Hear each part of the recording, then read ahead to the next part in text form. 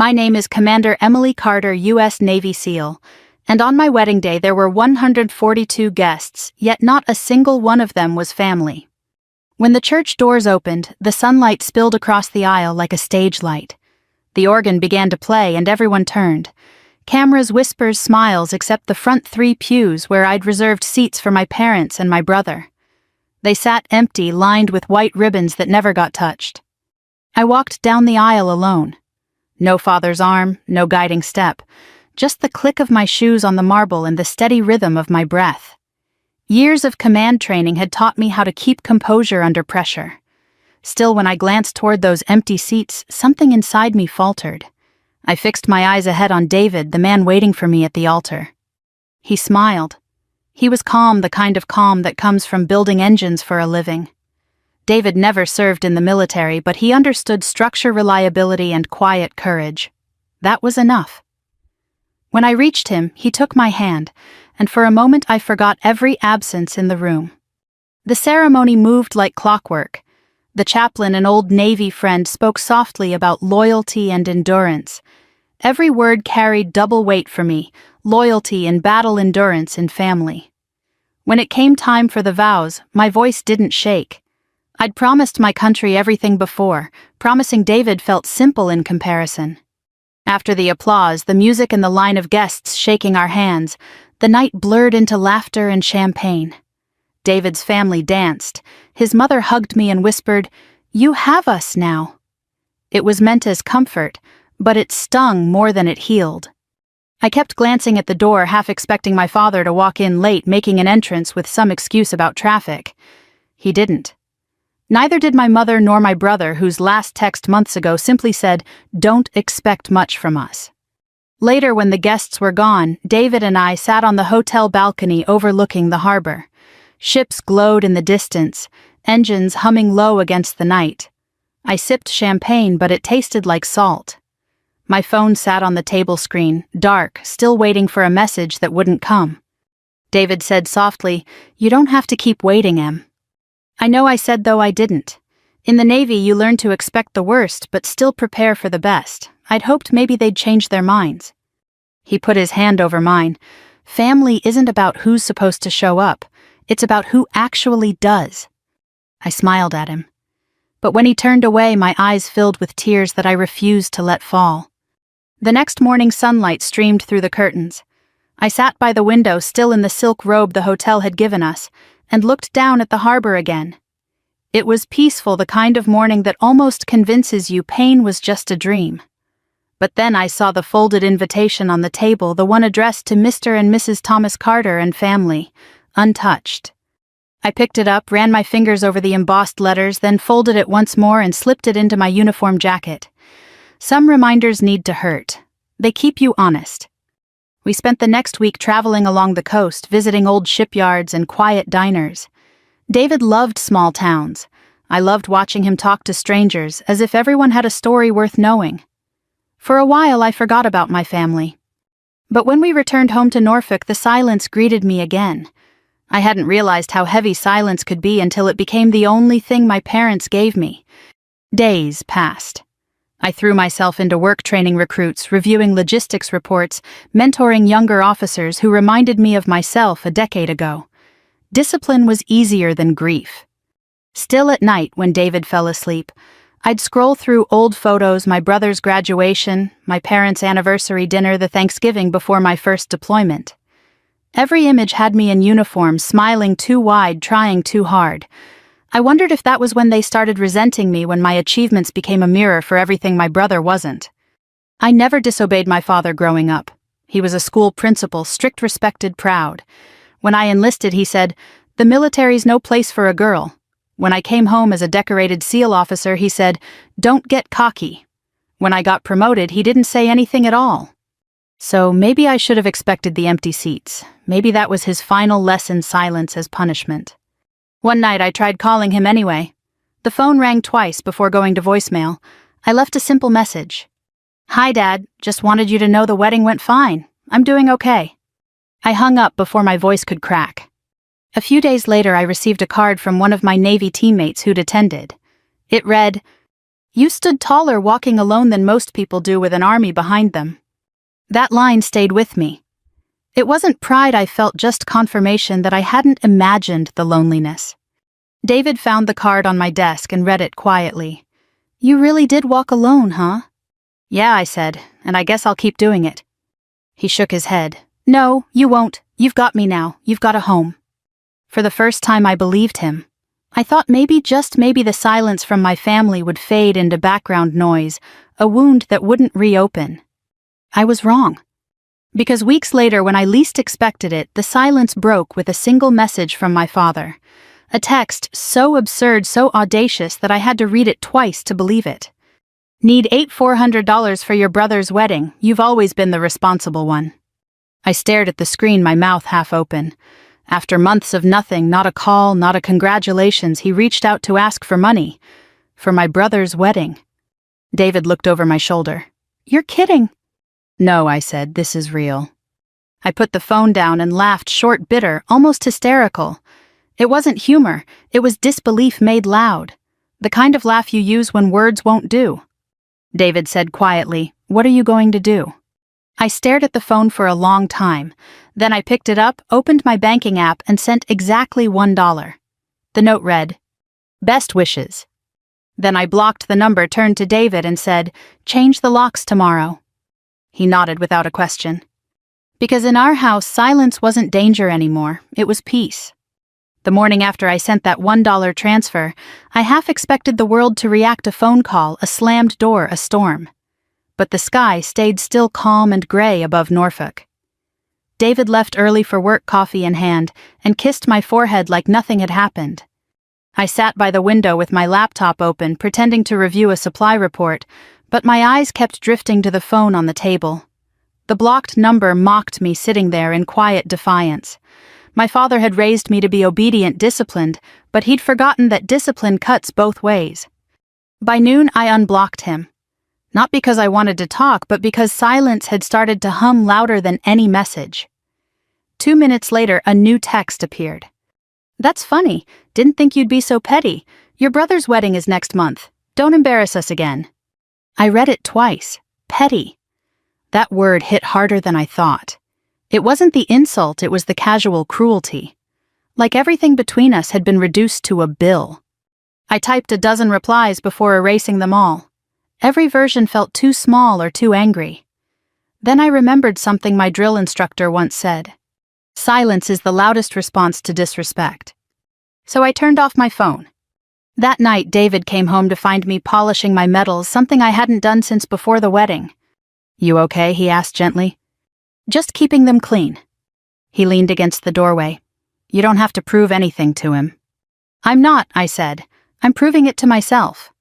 That all this I gestured at the ribbons and insignia wasn't wasted on someone who can't see past his own pride. David smiled softly. You know, for someone who's been through combat, you're terrible at ignoring landmines. He wasn't wrong. The next few weeks felt strangely lighter. I threw myself into work training, planning morning PT at 0500. My unit had a new batch of recruits, and their wide eyes reminded me of my younger self. Eager, naive thinking metals could fix what family broke. One afternoon I was debriefing a logistics meeting when Chief Ramos, my second-in-command, stopped me in the hallway. Ma'am, he said carefully, I saw your dad last week. I froze. Excuse me. He was in town. Said he wanted to find out what base you were on. Asked some old Navy contacts. How do you know that? Ramos hesitated.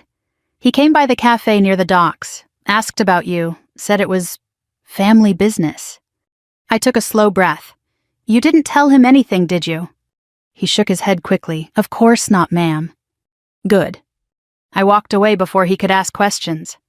My father had crossed a line, not with the police, not with the money, but with control. The same control he used when I was 16. And he made me cancel prom because my grades dropped by a single point. The same control that made him keep my acceptance letter to Annapolis for 3 weeks before finally handing it over with the words, "You'll regret it." That night, I couldn't sleep. I stood in the kitchen staring at the fridge light and listening to the rain against the window. David came in quietly, rubbing his eyes. You're thinking about him again. I'm trying not to, I said, but it's like he's trained me to wait for the next order. He leaned on the counter. Then untrain yourself. You're not his soldier anymore. I smiled faintly. No, I'm not.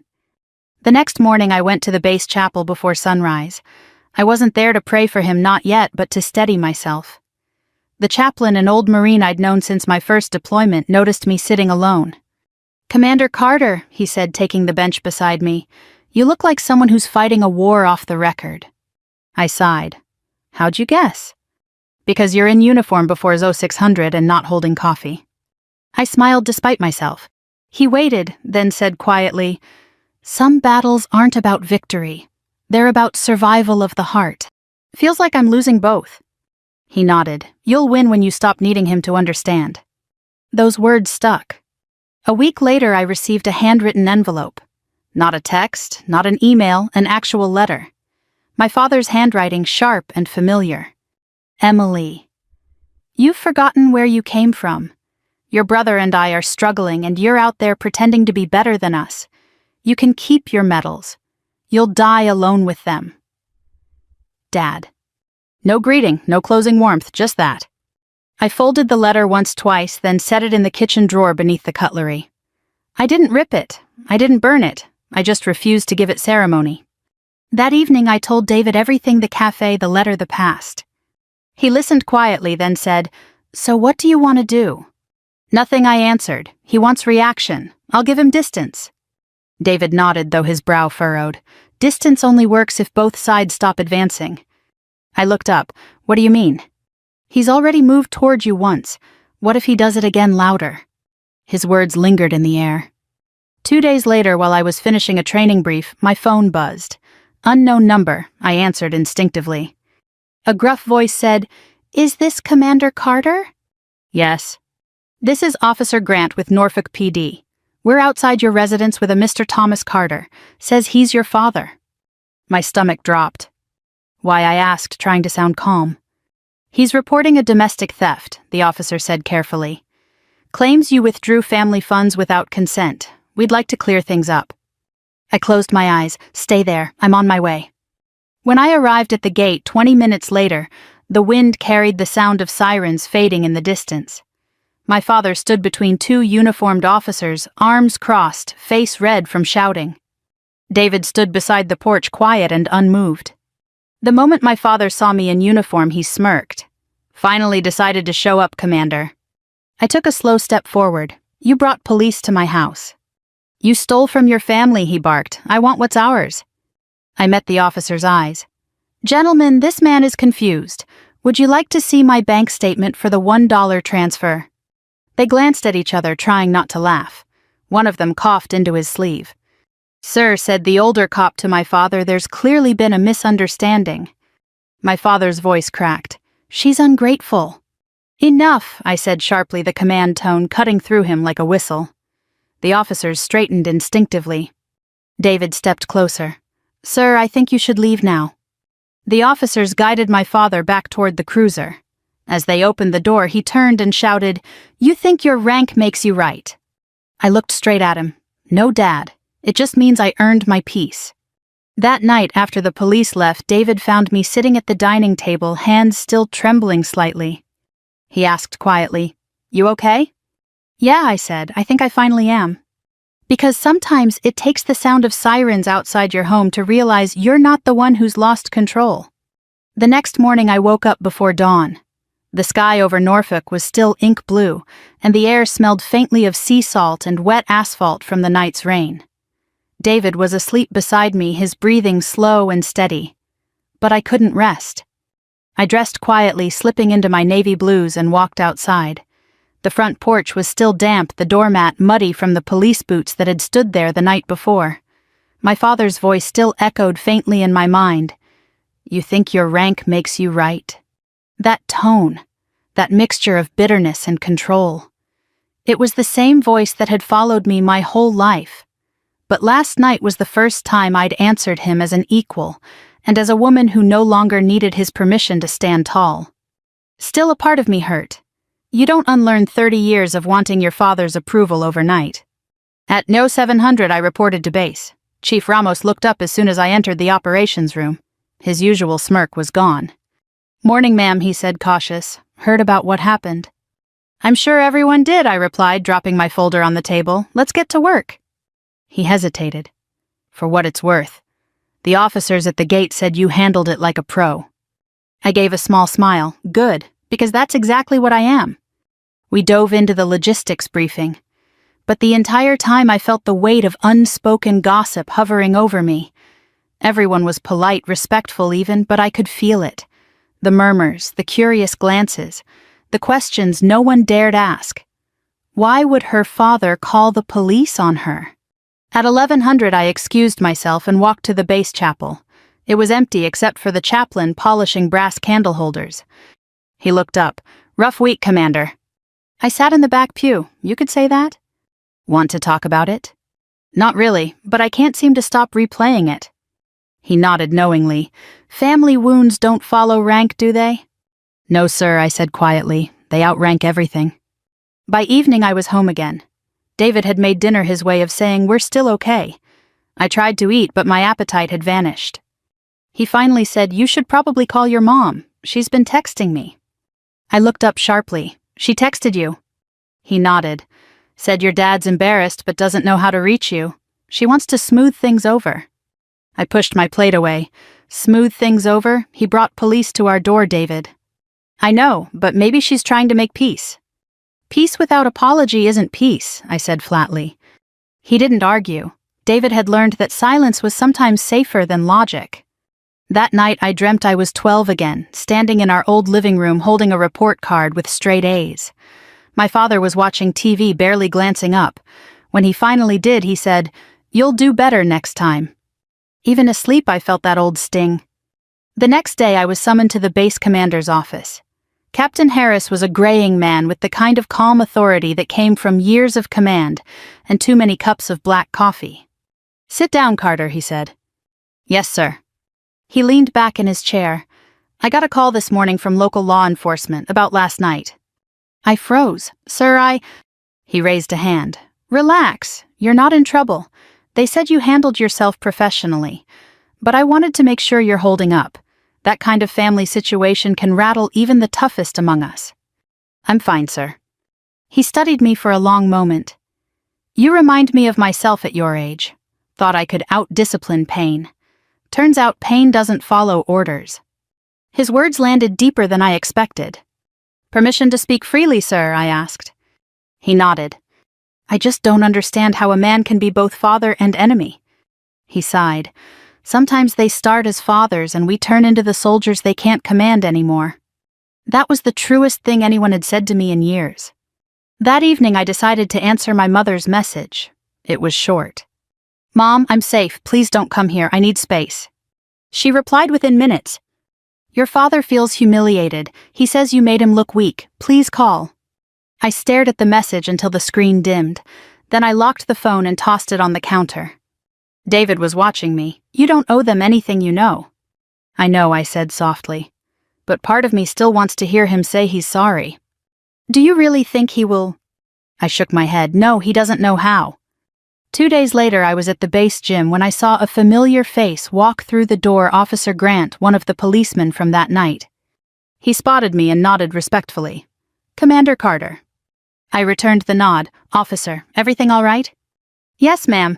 Just thought you should know your father came by the station again." My stomach tightened. For what? Said he wanted to withdraw the complaint. But he also left this.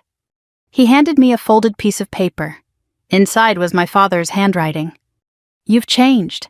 You think respect is owed, not earned. When you come to your senses, you know where to find us." I folded it neatly, handed it back. "You can keep it." The officer hesitated. "You sure?" "Yes. I've already read every version of that letter my whole life." He nodded and left without another word. I sat down on the bench, elbows on my knees, heart pounding harder than it had during any deployment. Because in that moment I realized something painful. But freeing my father wasn't angry that I disobeyed him. He was angry that I no longer needed him. That weekend, David and I drove out to the countryside to breathe. The farther we got from Norfolk, the easier it became to think clearly. We stopped at a roadside diner, the kind with faded coffee mugs and old veterans trading stories at the counter. One of them noticed my Navy pin and asked, "You serving, ma'am?" Yes, sir, I said with a small smile, still serving. He nodded.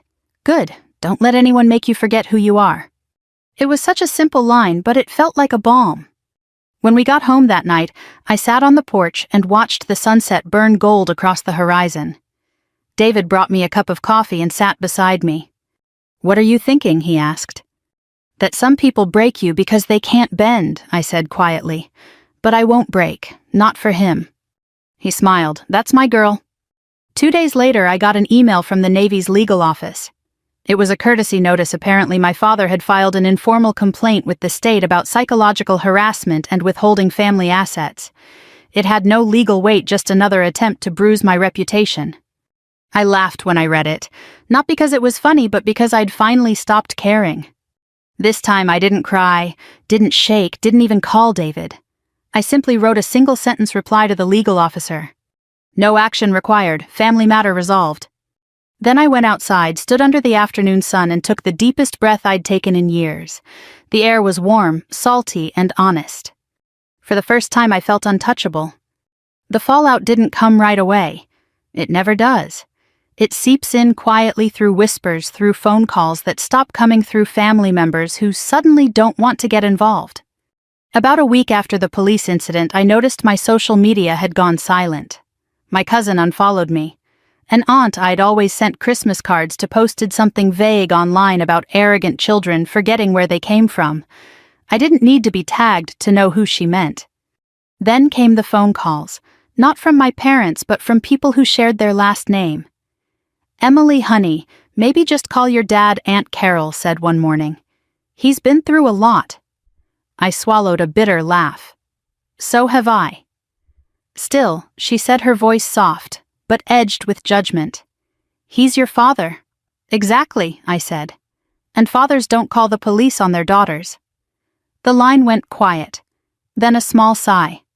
You're too proud, Emily, just like him. That part hurt, because it was true. On base, the storm reached me in different ways. Chief Ramos began fielding strange calls, asking to confirm my service record. Someone and I didn't have to guess who was trying to dig into my career. At lunch one day, a young ensign whispered, "Ma'am, my dad saw something about you on Facebook. Said you disowned your family after getting rich." I looked at him evenly. "Believe everything you read online, Ensign." He flushed. "No, ma'am." "Good," I said. "Then get back to work." But when he left, I felt the sting all the same. Rumors can outmaneuver even the best trained soldier. That weekend, David suggested we take a drive to clear our heads. We packed sandwiches and headed toward Virginia Beach. It was spring, warm enough for joggers and tourists, but quiet enough for thought. We walked along the boardwalk, the ocean glittering under a mild sun. David bought us lemonade from a vendor and said, "You know what your problem is, Commander?" I raised an eyebrow. "Careful, sailor." He chuckled. "You've spent your whole life trying to win wars that can't be won. Your dad's not an enemy you defeat. He's a storm you outlast." I sipped my drink. Storms still cause damage. "Sure," he said, "but you don't blame the rain for being rain." I stared at the horizon for a long time. He used to be proud of me, you know. When I got accepted into Annapolis, he called me his trailblazer. David nodded. And then what? I think he realized I was blazing a trail he couldn't follow. That night back home, we found an envelope taped to our mailbox. My stomach tightened before I even touched it. It was from my mother. The handwriting was gentle, careful, as if she feared I'd tear it up before reading. "Emily, I know things have gone too far. Your father is angry, but deep down he's ashamed. He doesn't know how to talk to you anymore. Please just call us. Love, Mom."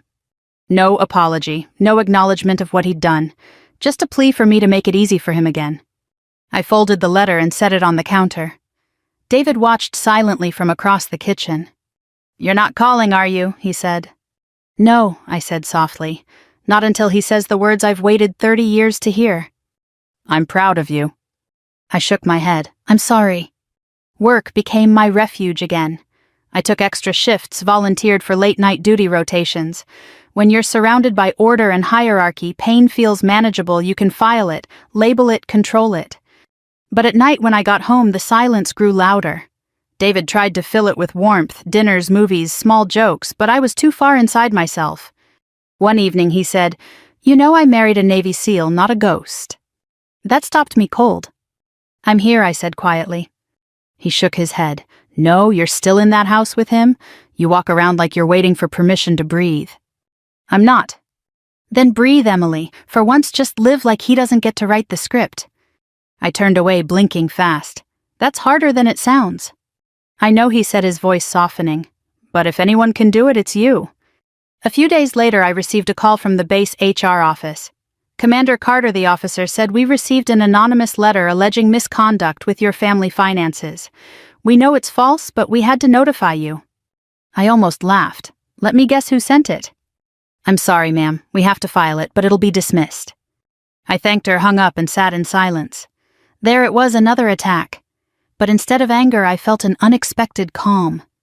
This was his last trick trying to stain what he couldn't control. That night, I went for a long run along the harbor. The air was sharp, the water reflecting city lights like scattered stars. Every step felt like shedding a layer expectation, guilt, shame. When I got home, I opened my notebook and wrote a single line across the page. Family doesn't mean obedience, it means respect. 2 weeks later, I received a message from an unknown number. "You've turned everyone against me. I hope you're happy." No signature, but I didn't need one. For a long time, I just stared at the words. Then I deleted the message and blocked the number again.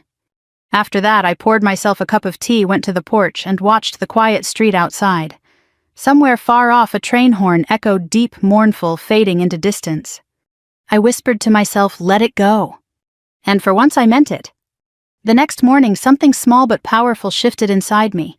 I woke before my alarm made breakfast and packed David's lunch before he even came downstairs. He looked surprised. "You okay?" "I think so," I said. "For the first time in a while." He smiled. "So what changed?" "I stopped fighting ghosts," I said simply. "They can't hear you anyway." That Sunday, I went back to church for the first time since the wedding. I sat in the back pew and listened, not for forgiveness, not for guidance, just for silence. And in that silence, I found something that felt almost like peace. I didn't need their validation. I didn't need their apology. I only needed to believe I was enough as I was. And for the first time, I did. Summer came to Norfolk heavy with heat and forgiveness I wasn't ready to give. The air smelled of cut grass and tar warming on the roads. David and I settled into small routines, Saturdays at the farmer's market, weeknights walking past the harbor until the sky went lavender. I wore my hair down more, laughed easier, learned the names of the older couple next door who waved from their porch swing at dusk. Peace had a shape now. It looked like ordinary life. Then the pastor from my hometown called. I recognized his number before I answered. I hadn't spoken to him since before the wedding, since the premarital counseling he'd offered over coffee and scripture and common sense. Back then, he'd asked kindly if I thought my father would attend. I'd said yes. I'd believed it like sunrise. "Commander Carter," he said, slipping my rank between nostalgia and respect. "Do you have a minute?" "I do," I said, steadying my voice against whatever news he carried. "I hate to be the one to tell you," he said, "but your brother's wedding has been postponed, possibly canceled." I sank into a kitchen chair and stared at the refrigerator at a postcard of the Atlantic, pressed under a magnet shaped like an anchor. "Why?" Well, he paused, choosing the gentlest path. "There's debt. More than the fiancé knew. Some past due accounts. A car he said he owned outright, but he doesn't. And another person who believes she's engaged to him, too." I let out a breath that felt like a confession. That sounds like him. "I'm not calling to gossip," the pastor added. "Your father's business is also in trouble. Tax liens, a contractor who wasn't paid. He's proud, Emily, too proud to ask for help. He says he's the injured party. But I think he's drowning." The words should have felt like vindication or maybe karma wearing church shoes. Instead, they thudded in my chest like stones. "What do you want me to do?" I asked. "Nothing you can't live with," he said. "Sometimes all a storm needs is a dry place to pass over." He paused, then added softly, "Would you consider praying for him? Not so he changes." "So you do." After we hung up, I stared out the window at the road shimmering in the heat. Somewhere a lawnmower droned. A child laughed 2 houses down. I wasn't a saint. I wasn't even a regular at church.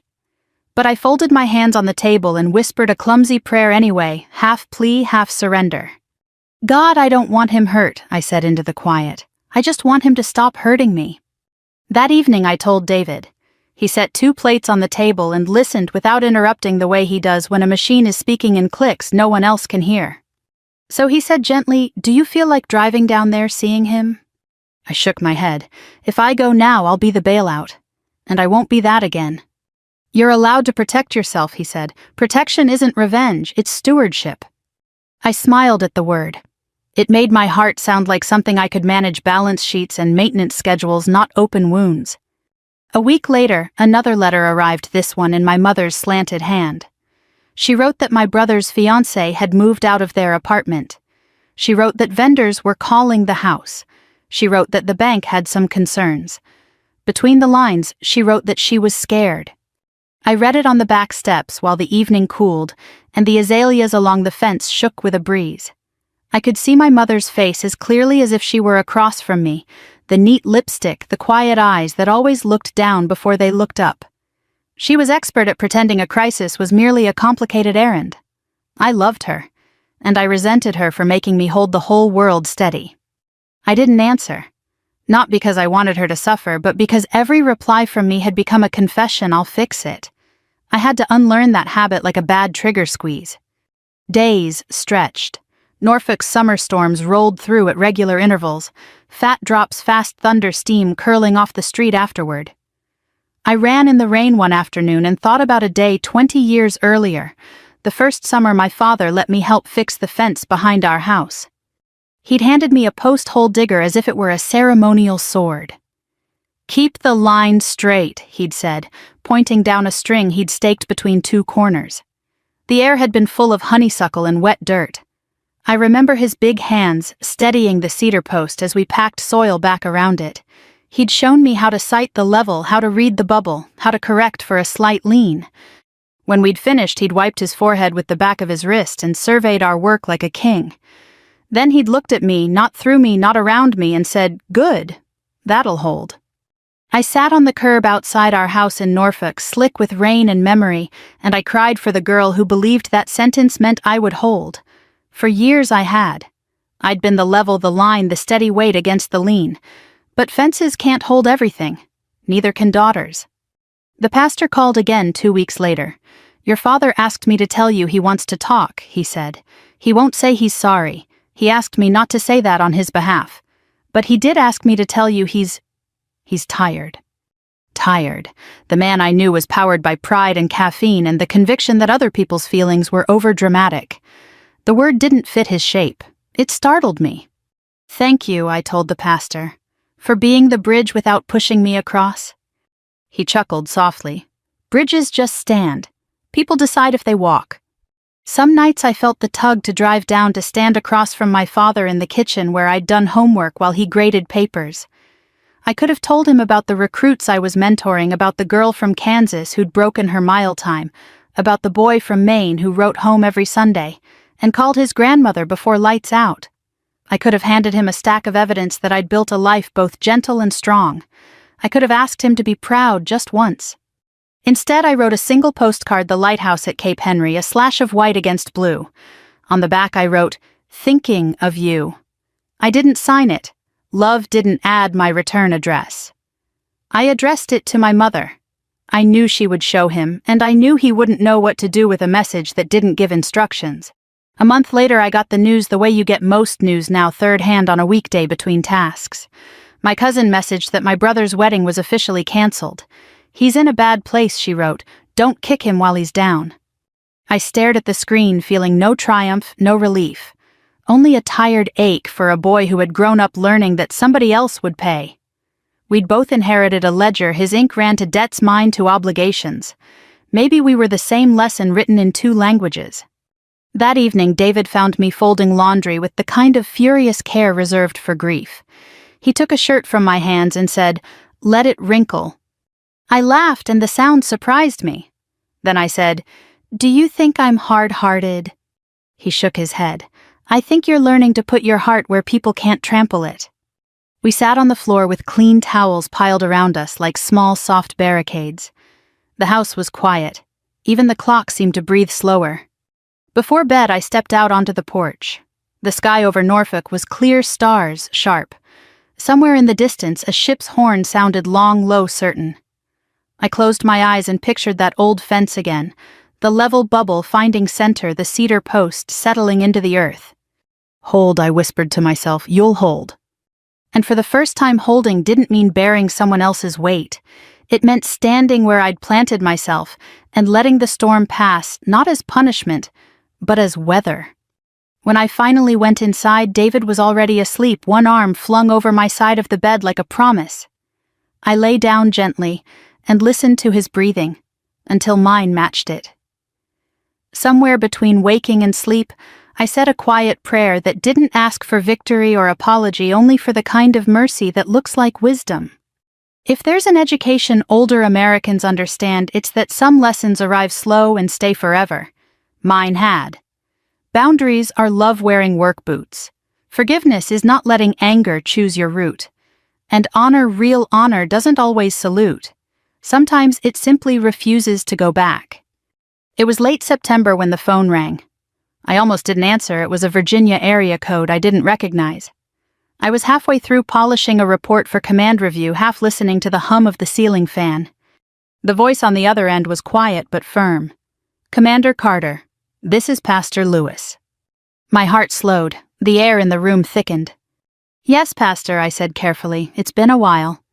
He hesitated, then said, Your father's in the hospital. Heart failure. He's stable for now, but it's serious. For a moment, I said nothing. I'd imagined this call before on bad nights when anger blurred with pity, when I pictured him old and regretful. But imagining something and hearing it were two different wars.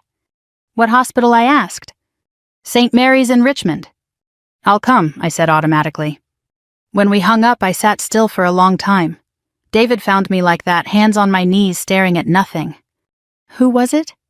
The pastor, I said. Dad's sick. He looked at me cautiously. Do you want me to come? I shook my head. No, this one I need to do alone. The drive to Richmond took 3 hours. I didn't turn on the radio. I just listened to the tires hum against the asphalt, to the sound of my own breathing. The autumn trees blurred into streaks of gold and rust, like the world had decided to dress up for something solemn. When I reached the hospital, the air smelled of antiseptic and thyme. A nurse led me down a long corridor. The fluorescent lights buzzed softly overhead, too bright, too clean. My mother was there, sitting in the corner of the room, clutching a paper cup of coffee gone cold. She looked smaller than I remembered, like grief had been pressing on her shoulders for years. When she saw me, her eyes widened.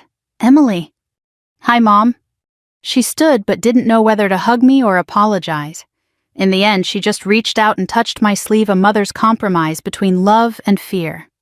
He's asleep, she said. He doesn't know you're here yet. I nodded. That's okay. I turned toward the bed. My father looked pale, almost translucent under the harsh lights. The tubes, the monitors, the shallow rise and fall of his chest, they all made him look small. Too human. For a long moment, I just stood there. This was the man who'd built fences and rules and hierarchies. The man who'd taught me to salute before I ever wore a uniform. The man who once told me tears were what happens when weak people run out of words. Now he was quiet, and I had no words either. That night I stayed in a nearby motel. The air conditioner rattled like it was haunted, and I lay awake staring at the cracked ceiling. Around midnight my mother called. He's awake, she whispered. He asked for you. I was there within 15 minutes. When I walked into the room, he looked up. His voice was thin but clear. Didn't think you'd come. I almost didn't, I said honestly. He gave a faint nod. Figures. We stared at each other, two soldiers on opposite sides of a war neither had wanted to fight. Finally, he said, You still in uniform? Always, I replied. He chuckled weakly. Knew you'd make something of yourself. I just didn't know it'd be so far away from us. You pushed me far, Dad. He looked away. I was trying to make you strong. You did, I said softly, but you also made me lonely. That silenced him. The monitors beeped steadily, filling the gap between us. After a while, he said, I never hated you, you know. I know. I just didn't know how to love someone I couldn't control. Those words, raw, clumsy, human, broke something open in me. I sat down beside the bed and took his hand, the same hand that once slapped the table when I said I'd join the Navy, the same hand that held a hammer to build that fence all those years ago. "You don't have to control me anymore," I whispered. "You just have to rest." He nodded, eyes glassy with unshed tears. The next morning I helped my mother fill out some hospital paperwork. She kept apologizing for things she didn't name: the police, the letters, the silence. "I should have stopped him," she said. "You couldn't," I said gently. "No one could. He had to stop himself." When she turned away to hide her tears, I slipped my father's old ring, the one he wore when teaching off the table, and held it. It was scratched, dull and heavy. A nurse walked in. "Commander Carter," she said softly, recognizing me from my badge. "He told us you were military. He's been telling stories about you to the staff." "Stories?" I asked. She smiled, said his daughter's tougher than half the Navy, said she makes him proud. I didn't cry right then. But when I stepped into the hallway, I leaned against the wall, closed my eyes, and let the weight of that word settle: proud. That evening before I drove back to Norfolk, I went to see him one more time. He was half asleep, pale but peaceful. He opened one eye, leaving already. "I'll come back," I said. "Don't bother if I don't make it," he murmured. "I've said my piece." I smiled faintly. "You'll make it. You're too stubborn to quit now." He smirked, a ghost of the old hymn. "You get that from me." "Maybe," I said, "but I learned grace from Mom." He nodded, closing his eyes. "That's good. You'll need both." The drive home was long and quiet. Halfway back, I pulled over near a small roadside chapel, one of those white-painted country churches that look like they're holding secrets. I walked in, sat in the last pew, and whispered, "Thank you for letting me show up before it was too late." I didn't know if I was talking to God, to fate, or to the part of myself that had stayed angry for too long. Maybe all three. When I walked out, the sun was rising. I drove the rest of the way home in its light. David was waiting on the porch with 2 cups of coffee. "How was it?" "Hard," I said, "but right." He nodded. "That's usually how the right things feel." We sat together watching the sky brighten. For the first time in years, the silence between me and my father didn't echo. It simply ended. Spring returned to Norfolk the following year, soft and golden. The dogwoods bloomed early, and the base was alive again with new recruits, all nerves, all energy, all faith that hard work could fix anything. I saw myself in their faces. I also saw how wrong I'd been once to think strength meant isolation. It had been 6 months since my father's passing. He'd made it through the winter long enough for one last conversation, a goodbye disguised as small talk. He'd passed quietly at home with my mother holding his hand. She called me just after sunrise. Her voice was calm, almost formal. "He's gone, Emily. He said he loved you." I'd been at the harbor then, watching a destroyer glide out to sea. I remember the smell of diesel and salt, the gulls cutting through the gray morning. When the call ended, I just stood there and whispered, "Fair winds, Dad." I didn't cry, not then. The funeral was small as he wanted. I wore my navy dress whites at my mother's request. Some relatives didn't meet my eyes. Others did with something like shame or gratitude. I didn't need either. I just stood at attention when the chaplain spoke and listened as they played taps. After the ceremony, I helped my mother into her car. She looked fragile, like the past year had aged her a decade. "Thank you for coming," she said. "I had to," I replied. "He taught me to show up even when it hurts." She nodded. "He was proud of you, you know. He just didn't know how to say it." "I know," I said. "I said it for both of us." We hugged, really hugged, for the first time in years. A month later, a small package arrived at my door. Inside was an envelope labeled "To Emily from Dad." The handwriting was weak but unmistakable, each letter pressed too hard, as if he were carving the words into the paper. Emily. If you're reading this, I probably ran out of time. I don't know how to apologize properly. I always thought apologies made a man look small. But maybe small is where forgiveness starts. You were right to stand your ground. You were right to walk away. I tried to raise you strong. You ended up stronger than I could handle. I called the cops because I couldn't call myself out. Tell your husband I respect him. He stood by you the way I should have. You'll do better than I did. That's what every parent should want. Dad. The letter smelled faintly of motor oil from his workshop, I guessed. I read it 3 times, then folded it back and set it in my desk drawer next to my medals.